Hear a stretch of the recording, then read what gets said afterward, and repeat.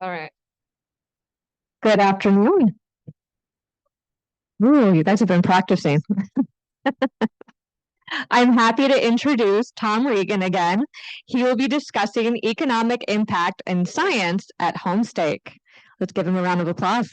Welcome, Tom. Thank you. All right, welcome again. This is the third in a series of presentations, and we'll just go with these presentations until we don't. I think we'll do one in November, but probably not in December. Santa Claus is coming. The topic today is economic impact and science. And as I was thinking about this and watching everybody come in, and I was talking to Mr. Osman and a few other people, I was thinking about what economic impact means and what the word impact means. And, you know, the other part of impact in economics is what goes around comes around. And I think we've all learned that, most of us the hard way. And when I look at residents here at West Hills Village and have become to know almost everyone here in the room in one fashion or another, I'm thinking of the impact of my typing teacher when I was 15 years old, Mr. Cochran. So who would have ever thought 60 some years later, here we are in the room, and I was able to type this stuff because of people that provided impact. And of course, Mr. Osman as principal, I think he's impacted all of us in one fashion or another. And the rest of you, we all make an impact. And that's kind of the focus of where I want to take us on this journey together virtually of the Homestake Mind. And I'm kind of going back in time if you watch these presentations. The first one was an introduction and the stories that I wrote in that book, The Homestake Gold. And then we did one on the formation of the Homestake and a virtual tour to the 4850 last month. And here we are. And the next one, I think we're going to go back quite a ways in time, at least 25, 26 years, maybe more, on the transition from the mine to the laboratory and what it took to close the mine, allow it to flood, and then reopen it. But today I want to focus on this economic impact. And one thing that I want to talk about is something that happened in 1929 to 1941. And we'll get to that. But let's see here. Right.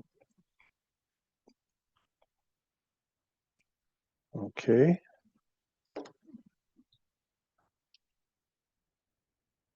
I don't know why this is not working. All right, so what's economic impact? Economic impact at the Sanford Underground Research Facility reaches far beyond,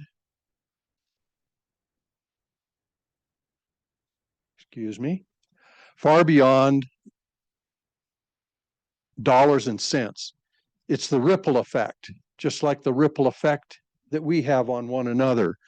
It's scientific discovery, education and outreach, and community engagement. That's the kind of impact that I'm talking about. From advancing physics deep underground to inspiring future generations above ground, this impact reflects a legacy of knowledge, innovation, and shared prosperity rooted in the Homestake mine.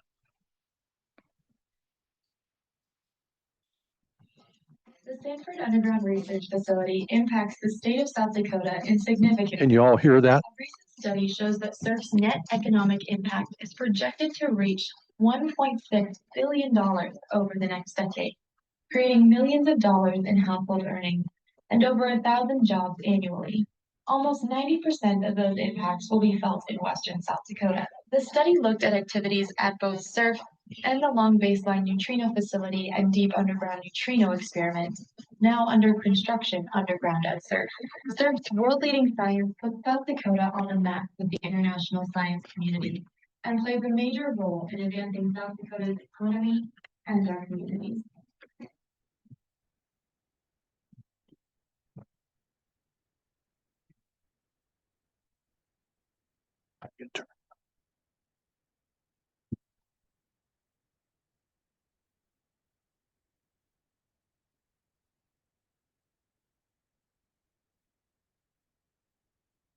So SURF has emerged as a cornerstone of South Dakota's research infrastructure and a powerful economic engine for the state. Since becoming fully operational, it has not only attracted world-leading science projects, but also stimulated job creation, household earnings, and local tax revenues, diversifying and strengthening South Dakota's economy for decades to come. The net economic impact of $1.6 billion across South Dakota for the period 2020 to 2029, 572 million in household earnings will be generated, and it will sustain an average of 1,052 jobs. So the return on the state investment, the state of South Dakota established the South Dakota Science and Technology Authority, and over the decades, a couple now, has contributed $62 million on top of the seed money that T. Denny Sanford donated of $72 million to re-enter the underground and establish the laboratory. And that has leveraged $932 million in federal and private funds as well. So it delivers a 15-to-1 return on new state dollars. I sound like I'm talking to the legislature. Cumulative state commitment since 2004 is $167 million. Employment and spending, over 200 direct South Dakota science and technology positions at SURF today. I think it's right at 250 or so. They're going to hire more, but they're on a hold during this government shutdown. But they do have funds to carry through, anticipating something like this. They have established a buffer to keep things going. So there's 160 average annual construction jobs for the long baseline neutrino facility on the 4850 for the deep underground neutrino experiment. So far, through this month, this year, about $306 million has been spent in state to date, and it's roughly supports roughly 12,000 total jobs statewide over this decade.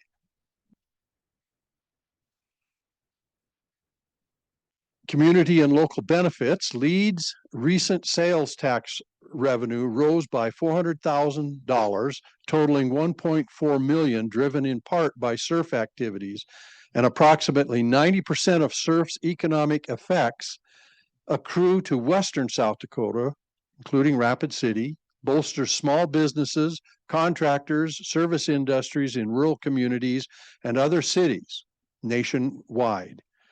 And the broader impacts positions South Dakota as a global hub for underground science, fosters education and work paths for kindergarten through 12th, as well as university researchers, and attracts continued research grants, private investment, and scientific talent.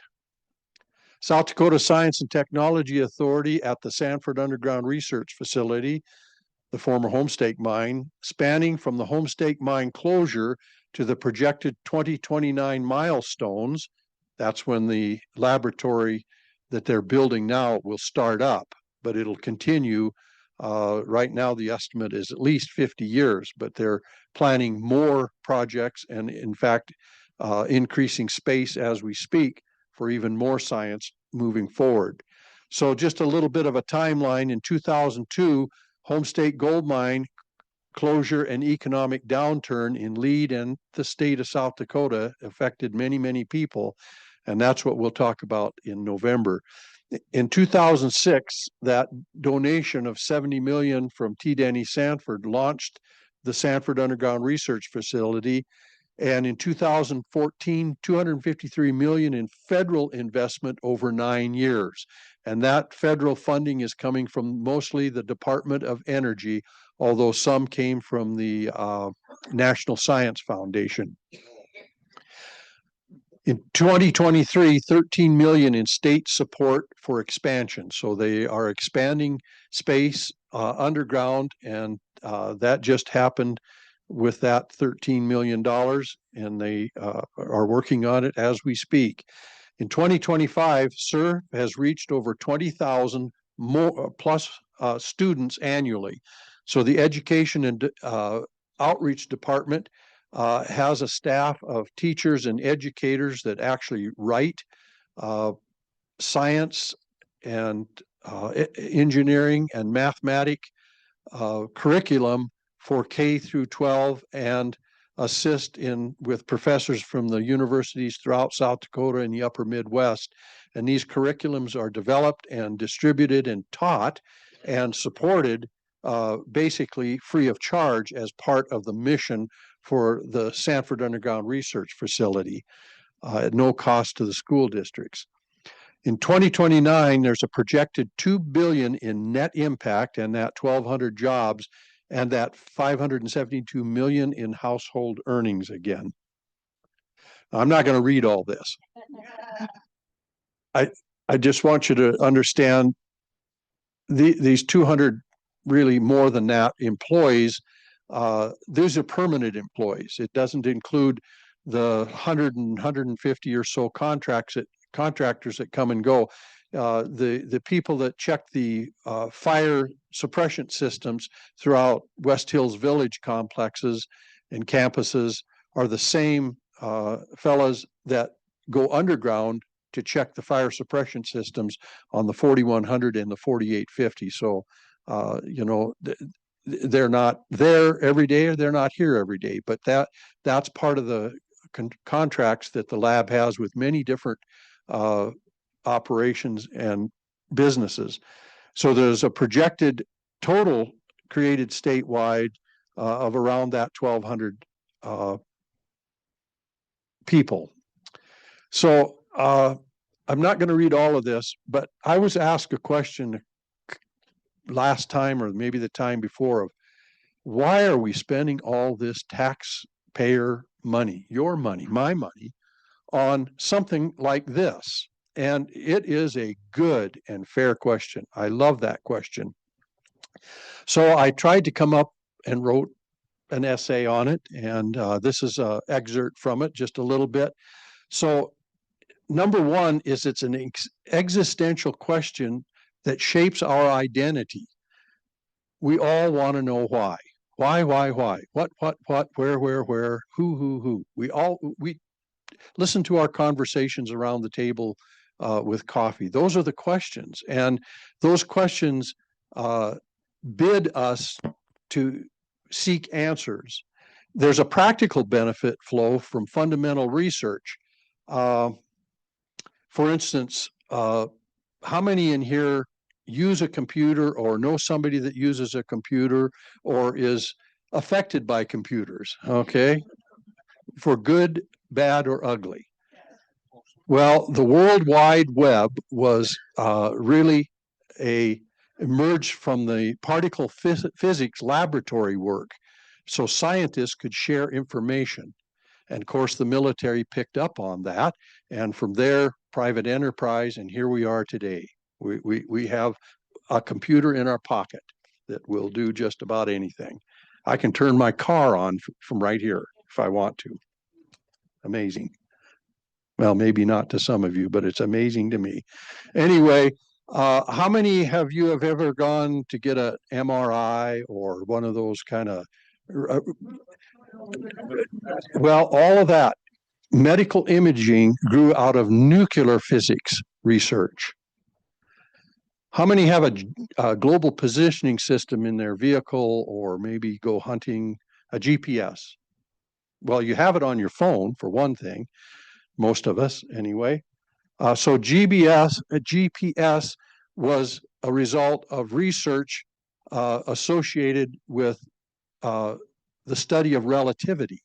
Now, as these innovations happened and the impact of these innovations, that was not the goal. The goal was science research. It was asking those fundamental existential questions of why, what's going on. And these became tools that brought that forward. So this cutting edge research leads to things we don't know about yet. Neutrino research may lead to a new form of energy. That's why the Department of Energy is funding it, because it's basically part of subatomic particles and electrons and all that business.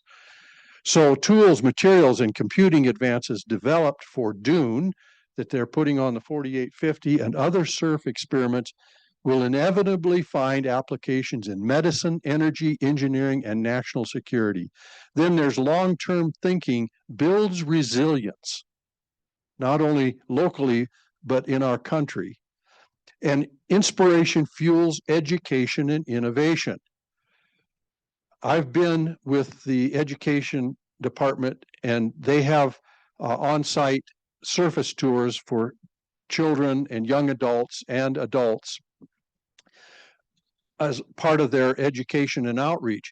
And to see the excitement in those kids, they're inspired by science and math. And it can reform the way people think and the way kids are develop that curiosity and a willingness to develop their science and math experiences. And shared endeavors strengthen global cooperation. And I've seen this firsthand. We have scientists that come in from all over the world, and Russia, South Africa, Mideast countries, South American countries, of course, Canada and the Americas and India. And part of my job was to do their safety training and oftentimes guide them to their places underground and help them establish their environmental health, safety, and security plans. And we work together marvelously, politics aside, but we have a common goal. And inevitably, we talk about families and friends and how we got there, who we are. And those are the things that build community. Those are the things that, again, strengthen global cooperation. So it's another way for us to invest in the future. So the legacy of the future, the work at SURF continues the Homestake tradition of extracting something precious from the earth. Only now, instead of gold, it is knowledge. By hosting Dune and other experiments, the Black Hills have become a vantage point for exploring the deepest mystery of the cosmos. In an age when humanity faces both existential questions and practical challenges, the research at SURF affirms the enduring value of curiosity-driven science, pursuit of understanding whether of the smallest particles, as in biology, or the largest cosmic structures, as in quantum physics, is itself a form of legacy, one that will reach generations to come. And in giving back through education and outreach, SURF endures as a legacy of Homestake Mine that the wealth mined here in the 21st century will be measured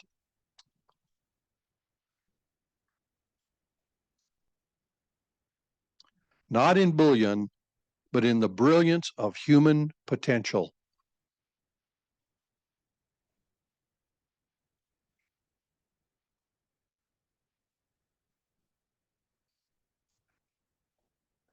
A little story here. During the Great Depression, when banks failed and tax revenues collapsed across South Dakota, the Homestake Mining Company in Lead became the state's financial lifeline. Unlike many industries that ground to a halt, Homestake's gold production remained steady and in fact grew more valuable as gold prices were fixed and demand for stable currency soared.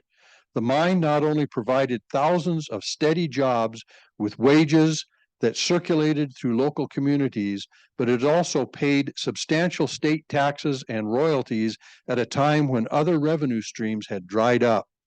Homestake's consistent dividend payments to shareholders, many of whom reinvested in the region, further stabilized the economy. Historians have often noted that without Homestake's payroll, tax contributions, and community support, South Dakota's government might have been unable to meet its obligation, making the mine a cornerstone of the state's solvency during one of the bleakest economic crises in American history, from 1921 to 1941. And last month, I showed a video as we went on our virtual tour of the cultural impact and association, especially with our Nakota, Dakota, and Lakota Native people in the reservation nations here in South Dakota.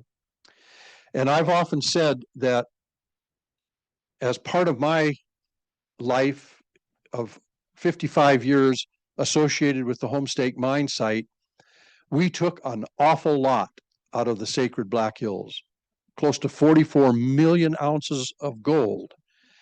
And now it's our turn, our generations, to give back. And that's what the economic impact is all about.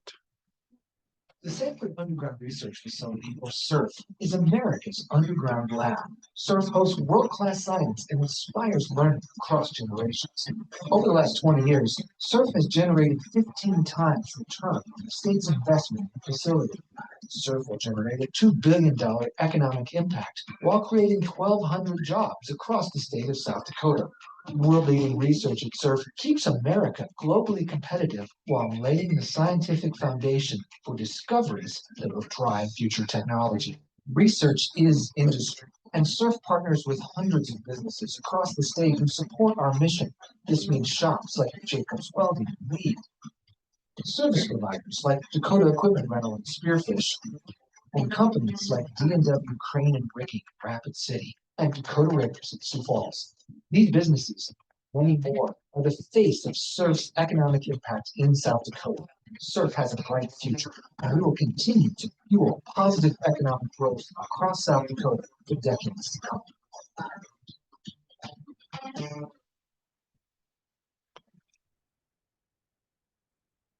And I just picked this up off of the South Dakota website, thanking you to our South Dakota lawmakers on the Joint Committee on Appropriations and the staff of the Legislative Research Council for touring the 4850 level September 29th. South Dakota's investment in SURF is paying off with a 17-time return on investment and even greater impacts expected in the decades ahead through job growth and high-tech economic development.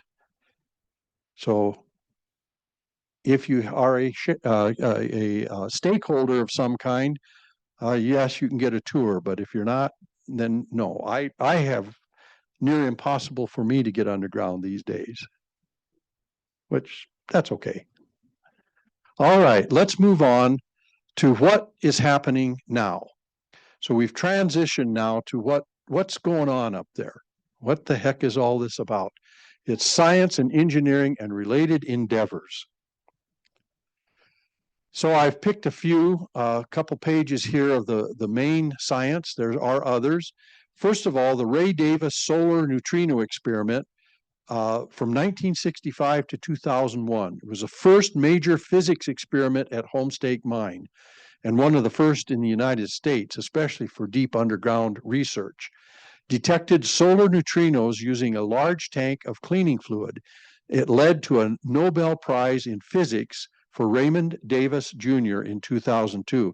A little side story, just before we started, I was visiting with Bill, and he reminded me that in 1985, Dr. Davis and the head of the University of Pennsylvania, was it? Yeah, University of Pennsylvania. Went to Bill as the principal there at Lead High School, along with the superintendent and others, and asked to use Lead High School to have their international event because of the work that Ray Davis was doing. And of course, they cordially said yes. And I think Bill said there were 104 people. Bill and his wife were able to attend the banquet.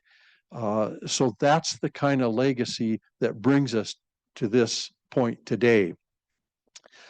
The Large Underground Xenon or LUX experiment is, this was a beginning of the dark matter particle experimentation, and it operated from 2012 to 2016 at the 4850 and has since now transitioned into the LUX Zeppelin, which is the successor, and it right now it is the world's most sensitive and leading experiment in dark matter. You ask what dark matter is, nobody knows.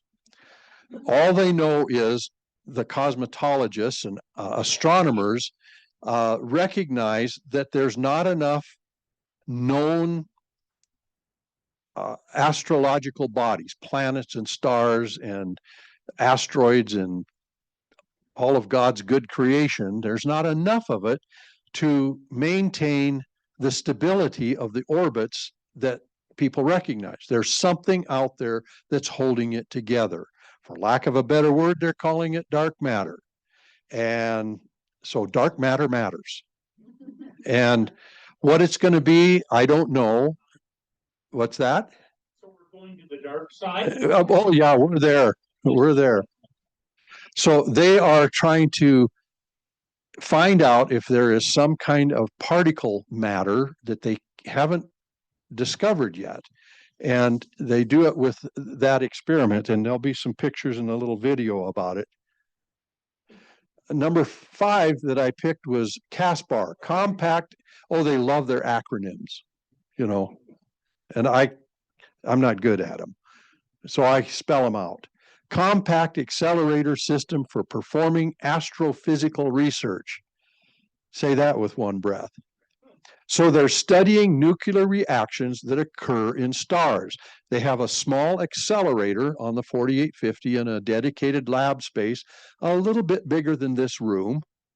And they're basically smashing different types of atoms or parts of atoms. And when they hit the end of the accelerator, they basically explode into their base elements. And you've seen the periodic table.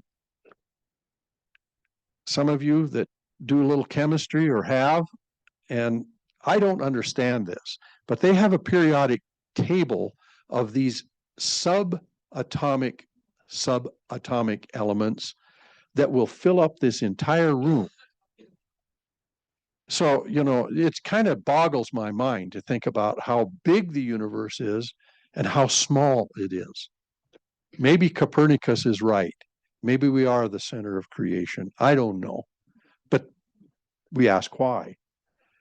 Number 6 is Deep Underground Neutrino Experiment, Dune. I love Dune. I love the movies Dune, if you've seen those. They're science fiction. No, Diane does not like them. With the Long Baseline Facility, LBNF, Long Baseline Neutrino Facility. Now, it's one of the largest experiments in the room. And on some of the posters, I have some of those pictures up. That was our talk last month. And they're studying the oscillation of neutrinos. Dr. Davis discovered and proved that there was at least neutrinos, but there was a problem because it experimentally didn't work out. In another Nobel Prize winning from Sudbury, Ontario, they determined there's actually 3 parts or 3 types of neutrinos. And that's why he couldn't figure out why his formulas didn't come out 100%. But they oscillate and they change.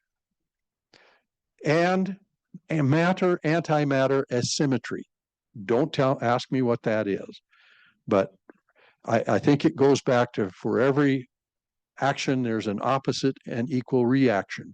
For every particle, there's an opposite and equal anti-particle. You lost me. It involves massive caverns housing detectors that will be filled with liquid argon. Hundreds of thousands of gallons of liquid argon. The Long Baseline Neutrino Facility supports Dune by sending neutrinos from Fermilab's particle accelerator, an atom smasher, near Chicago, Illinois, over 800 miles through solid rock to the Sanford Underground Research Facility in Lee. This is a groundbreaking innovation in deep space science, and it's the only underground laboratory of its type that is supported in the United States. There are other underground research facilities working on the same problems and the same experiments, but this is the premier for the United States. That's why it's being supported so well by the federal government. The excavation of there's competition in science too, internationally. Excavation of caverns. Over 800,000 tons of rock were removed to create these massive underground caverns with innovations, and here's that word again, that impact, innovations in drilling, blasting, excavating, transporting, and environmental controls that have never been done at this level and scope before. Another one that has come out of it so far is a new type of hovercraft transportation system called Maggie 2, and it's an innovative air Casper system used to move heavy objects. So 16-ton objects can be placed on this platform and lifted and moved around as if it was floating on air, which literally it is. That's how they can move some of these huge pieces of equipment and things underground now. Surf Foundation and Education Program. So there's a foundation, just like West Hills Village has the foundation. Surf has a foundation, and it hosts field trips, mostly on the surface, including all ages, teachers' workshops, and student engagement initiatives, including innovations and education curriculum. And the plan is to build a huge complex to host national and international science and education events in Lead associated with the mine and the laboratory. Geoscience studies, rock mechanics research is going on right now on the 4100, and it includes environmental innovations that are dealing with geothermal energy sources for deep water heating innovations. What country is it that they produce all their energy, but Iceland, I think, yeah. Well, we don't have a lot of that. I guess we could go to Yellowstone and hope that we don't set off the caldera, but nobody wants to do that.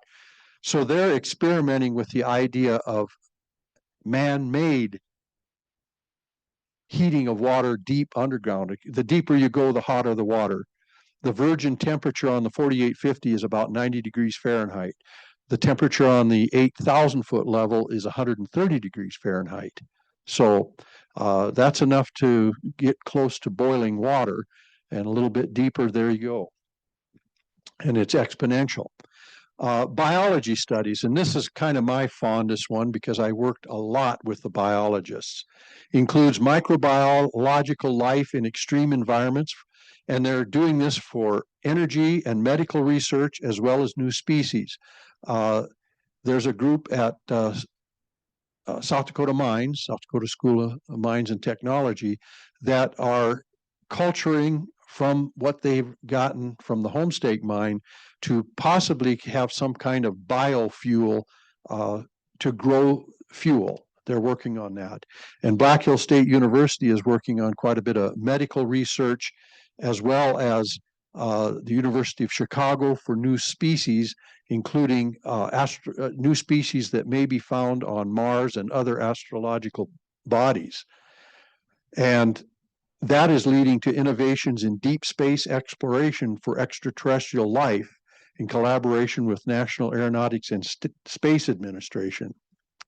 So let's go on some science virtual tours.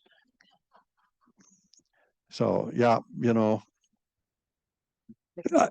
that gives me some hope, because this is way out there, some of this innovation and science that they're working on. And that photograph was recently taken by Vicky Strickland, a local photographer up in Lead. If you are on Facebook and see some of her work, it's marvelous. But this ring you see here was one of the three rings that supported the uh, tank that held the liquid that was part of Dr. Ray Davis's, he called it a chlorine experiment. He used chlorine as the scintillator, or the catch basin, if you will, to catch neutrinos. And he didn't use pure chlorine, he used perchloroethylene or tetrachloroethylene. If you've, how many have ever had their clothes dry cleaned? Yep, that's what perchloroethylene is, dry cleaning fluid. Only he used 109,000 gallons of it in this big tank. And when we did the cleanup closure and then re-entered, we saved that whole tank and all of the metal involved in that for a couple of reasons. And one of the rings was brought up and reassembled at the visitor center, and that's one of the rings. And that photo showing the clouds in the background, I think, kind of says it all. So we've talked about this already. We'll go into a little bit more detail. So the science programs, there are about 30 experiments now going on up in Lead with 2,401 collaborators as of last month. That's how many different scientists are involved in those 30 experiments. They're not there all at once, of course. They come and go, and they also have students and other people associated that show up from time to time. So there's 310 institutions throughout the world from 54 countries that are involved. And they're partnering on geology and engineering, biology, physics, and partnerships such as commercial, technology, industry, and workforces. For most of the 20th century, Homestake was the largest, deepest underground gold mine in the Western Hemisphere. But it was more than just a mine. In 1965, 4,850 feet down, a chemist by the name of Regan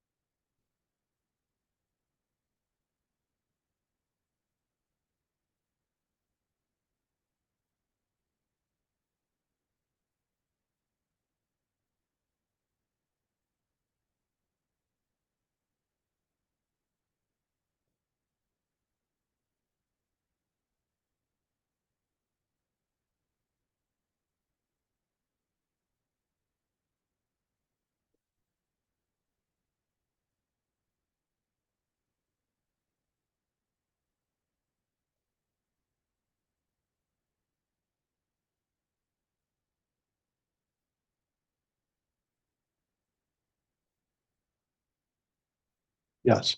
So this is me, June 21st, 2009, re-entering the underground after we had pumped out the water from the 4550 level down to the 4850. And I had left word with the shaft people and the pump people that when they were able to pump out the Davis campus, which was actually a little bit below the 4850 in order to accommodate the tank. It's about 50 feet below. So at about the 4900 level is where we're at here.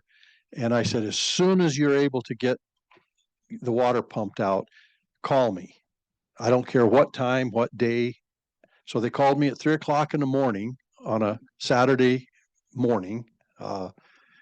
And I had made arrangements with Jack Stratton, who was the shaft supervisor. I called him.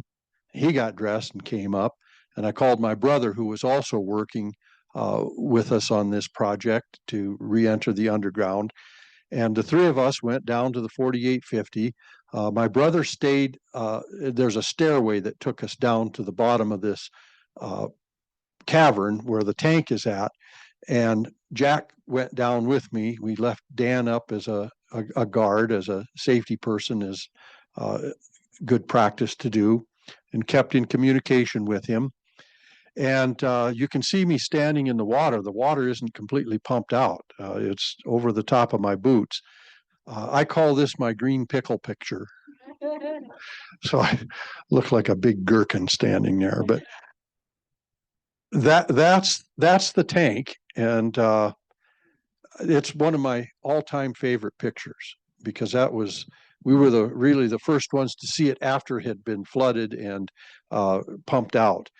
That's all been taken out and they've actually made the caverns bigger, areas bigger, and I'll show you a video of that in a little bit. But that's what it looked like on that day. So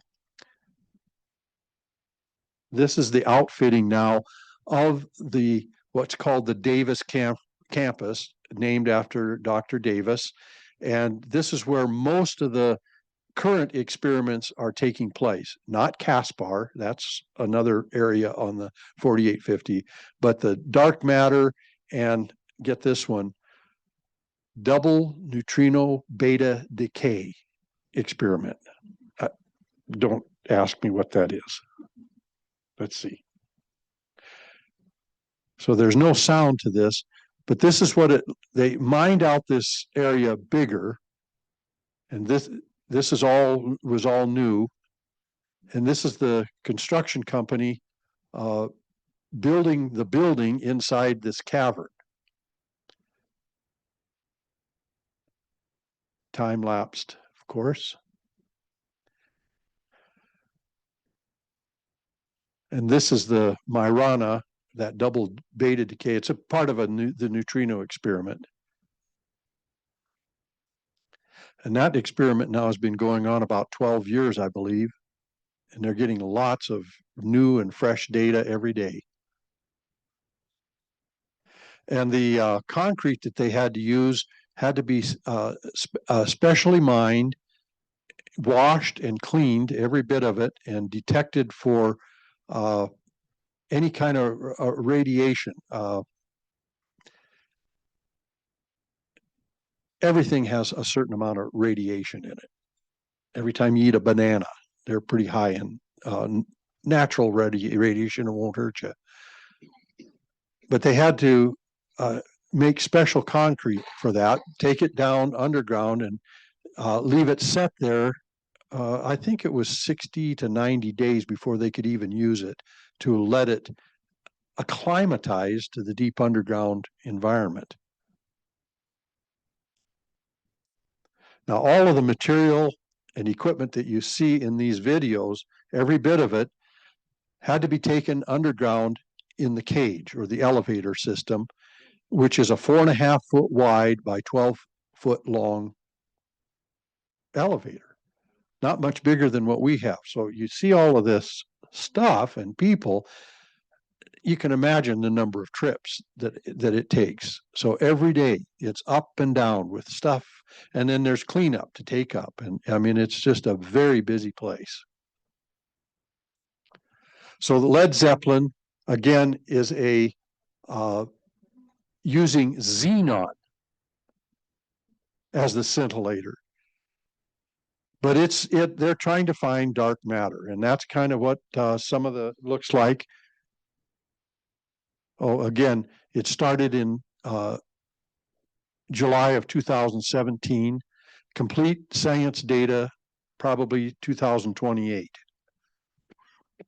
And they're trying to bid on the next generation of dark matter experiment. They're in competition, I think, with two other sites in the world, one in Japan and one in Italy.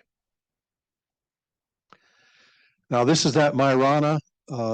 They use enriched germanium, a very rare element, very expensive, and neutrinos. They can detect the neutrinos with them and see how long they take to decay, which are, only a computer can figure out how fast that is, because it's faster than the fastest computer, which they are interconnected with university computers for data collection, massive amounts of data. And of course, Caspar, you can see that's part of the accelerator that you're looking at, and a couple of the research scientists that actually work for the lab themselves. And they work with the Caspar scientists that come and go. So the part of the goals are exploring recent data sets such as the James Webb Space Telescope and nuclear astrophysics. Then there's another laboratory. It's about the size of this room, and every piece of equipment, any piece of metal, or really anything, any material that is used in any of these experiments, have to be tested for how much radiation that they emit. And they have to meet certain criteria. So the manufacturers that provide this equipment and pieces and parts, they are in competition to see who can get it to be the best. They bring it down to this laboratory and test it at the Ross campus. So that's what this laboratory do, and it's operated by the Black Hills State University Science Group that has the Sanford Center for Science, which is a wing now of the science department in Spearfish. Then there's geology, demonstration of fracture thermal energy on the 4100. And basically they're drilling holes to make minute cracks and then they're pumping it with water and letting the water heat up. Now at 4100, they're not getting very hot water, but they're testing the system to see if it works and what the environmental impact would be on something like that, to try to artificially produce thermal energy. They have 11 holes so far. And biology, right now it's called Deep Mine Microbial Observatory. And the chief investigator scientist, Maggie from the University of Chicago, was here 2 weeks ago, and I missed her. She invited me to their banquet, but I couldn't make it. But they have been here since 2014, very early on. They have sites all over underground of old drill holes that we've opened back up that have ancient water pockets. The water is not produced underground, but it comes from the surface. And some of the water that they're testing, it takes 10,000 years or more for the water to seep through the rock to get to those locations. Yeah. And this video is Fritz Reller, a former Homestake miner, was working for the Sanford lab on the underground maintenance crew, and we enlisted his talents to drill out one of the holes that were plugged with concrete, as we always did plug the old diamond drill holes. They were holes that were drilled anywhere from 500 to 3,000 feet long, looking for gold with the core. And I have a piece of diamond drill core on the table over here. But anyway, he's drilling out that cement plug, and Fritz has since retired from he retired from Homestake, retired from the lab. Now he's working on the long baseline neutrino project for TMI Corporation, which is the head construction company for the building of the new experiment. But I want you to pay attention to the noise that this makes.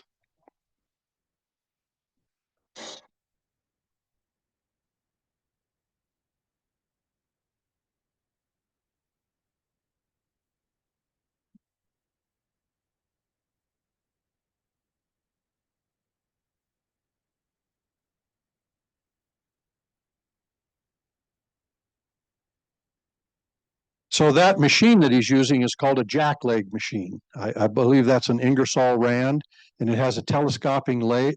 It's like a jackhammer that pounds and rotates, pounds and rotates, pounds and rotates with different types of tungsten insert carbide bits. And it's operated with compressed air, and also has a water feed that feeds the water through the drill stem or the drill steel to the bit, that not only cools the bit, but also flushes the cuttings back out. And there are environmental health and safety controls in place to protect the person operating the drill. These are not easy to learn how to operate. You can see that and they weigh about 110 pounds or more. So they're backbreakers if you don't know how to operate them easily and properly. They have a couple of hoses on them. They rotate. If you've ever used a drill or a mixer in the kitchen and it stalls out, it wants to flip you. Well, these will literally spin you around if you're not careful. So a lot of skill to something like this. Also, personal protective equipment. You can see, of course, he's hard hat, cap lamp, safety glasses with side shields. He's got double hearing protection. So he's wearing earplugs along with earmuffs. Now, for those of you who are the doctoring's type, the action level for noise is only 80 decibels, which you can hit 80 decibels pretty easily. This drill operates at about 120 decibels, as almost as loud as a jet engine. So the other control is an administrative control that a person can only operate them for so many minutes during a workday. Now, these are some biologists that I worked with. This is a professor at Black Hills State University, and the three are three of his students. This was a few years ago, 2021, on June 9th. And we were on the 4850. They had gone back to a very hot area. Temperature was about 95 degrees Fahrenheit, and temperature is about 100% humidity. We could only be back there about 15 minutes. Then you had to go back out and cool, and it was a 10-minute walk to get in and out. So you only had about 20 minutes to get in and out, do your testing, and we'd spend all day back and forth and cool off. And I'll show you some of the things that they found. But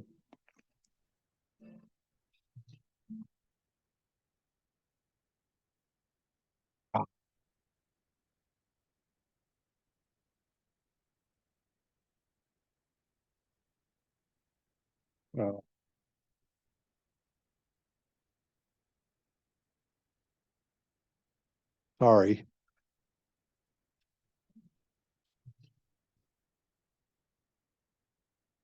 Okay, that hole that Fritz was drilling, this is it.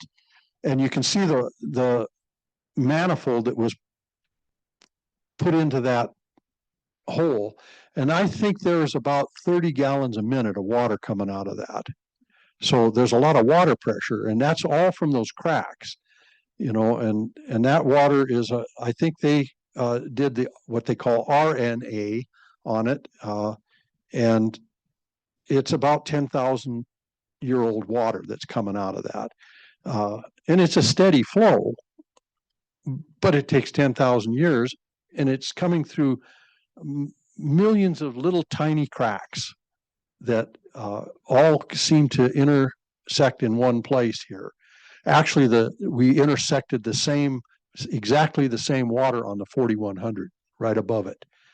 So they've done some comparison, but that's the manifold that's put in. It's a plastic pipe, but inside is a steel pipe, and it has a pressure seal that pressurizes it, and then we have valves on the end of it to control the water, and they run the water. Then you'll see in how they collect the water to get their biodiversity.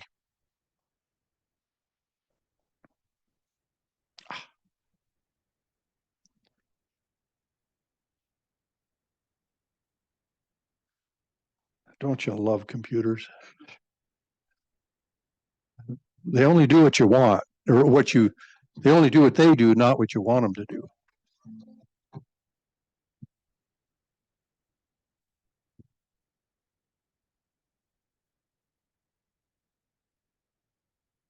So this white film is some of the water that is seeping out a little bit further back from the hole. So what I'm going to show you are some biology that are, the stuff coming out of the hole is so small that the strongest electron microscope known to humankind can barely detect them. So they mostly detect them through chemistry. But they had an electron microscope that is able to, they actually have a laboratory on the 4850 with this microscope that they're able to look at. These are the ones that come out of this film. It's like a slime, a white slime. And again, it's very hot and humid back here that supports, is like a bioreactor for biology. And so they're skimming off and putting in test tubes, and then they put chemicals in the water to preserve it and take it to their lab.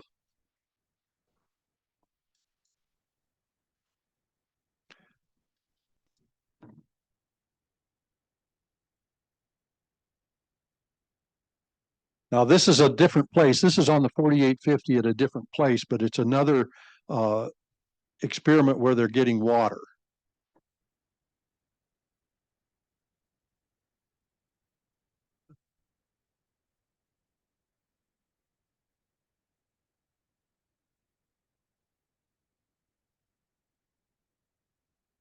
It's a little blurry, but the water they take out, it goes through these 4 different tubes, and those 4 tubes have different media in them.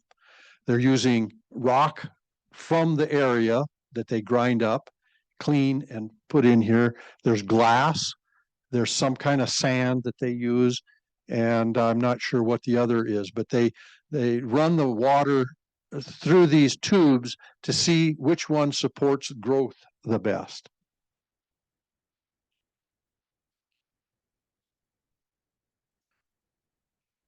Now, there's 2 videos here, and I think if it works right, and when I click on it, the one on the left will be a critter, and it's so small that it'll fit on the tip of a pin, not the head of a pin. It's much smaller than that. So what you're looking at is something that is alive, that is on the really a whole environment that fits on the tip of a pin. And then the second one is another, you can kind of see the outline of it here. another one like the one on the left, only it's eating two smaller ones. I mean, this is small, small.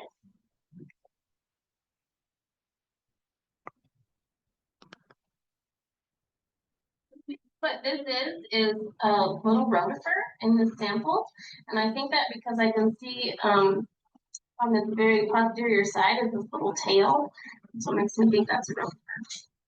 So what are we looking at here? This is him. He's probably moving around looking for something to eat.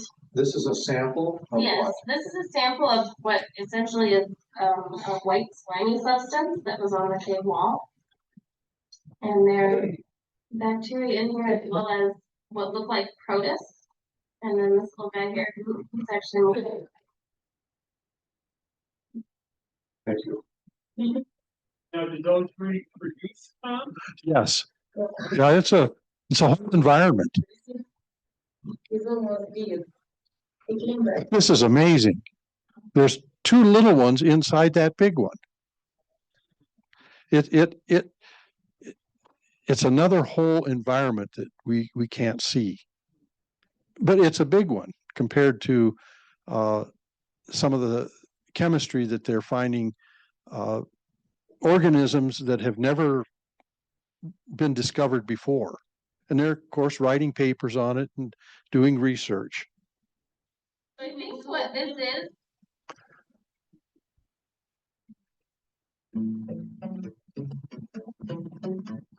The Sanford Underground Research Facility, or SURF, is America's deep underground science laboratory. Our mission is to advance world-class science and inspire learning across generations. SURF hosts cutting-edge research in multiple disciplines, including physics, geology, biology, engineering, and more. Work at SURF is contributing to the fundamental understanding of our universe, advancing our nation's energy independence, exploring life in extreme environments, and providing basic research that is the foundation for ongoing technological advancement around the world. SURF's collaborators include over 2,000 scientists from more than 200 national laboratories, institutions, and universities worldwide. SURF also plays a vital role in inspiring the next generation of STEM professionals with a robust education and outreach program that reaches nearly 20,000 students and 400 teachers annually. SURF is generating a $2 billion economic impact on South Dakota this decade alone, with the potential to create 1,200 jobs across the state. We are proud of our history, which includes Nobel Prize-winning research on this site, and we have a bright future with ongoing and planned experiments that will continue to inspire and push the boundaries of human knowledge for decades to come. All right, that's really my program. One other thing I didn't, it kind of bridges economic impact and science, is a project that Caterpillar Corporation is doing on the 1,700 to the 1,550 foot level. It's a big area, and it's actually a research and development. They're renting space, and they provide all of the cost, and they're renting space, and it's their premier location for cutting edge research in global positioning systems that will work underground to track equipment and people. And now anybody that goes to the 4850 or the 1,700 level now has to wear a little unit on their belt where they can track wherever a person is in these.